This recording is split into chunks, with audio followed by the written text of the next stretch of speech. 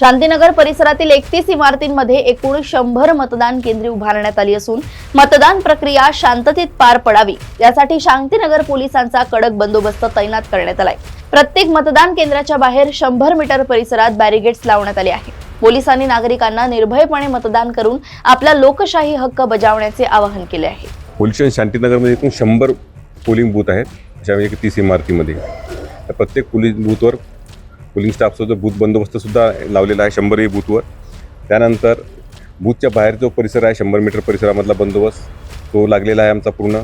त्या व्यतिरिक्त 3 sector patrolling आणि काही फिक्स पॉईंट अशा स्वरूपाचा संपूर्ण व्यवस्थित बंदोबस्त लागलेला आहे। त्यासोबतच यावर्षी आम्ही प्रत्येक बूथच्या बाहेर एक 100 मीटर परिसर असो का जिथं कम हे नाही आहे व्यवस्था त्या ठिकाणी प्रॉपर बॅरिकेडिंग करून बंदोबस्ताची संपूर्ण व्यवस्था केलेली आहे।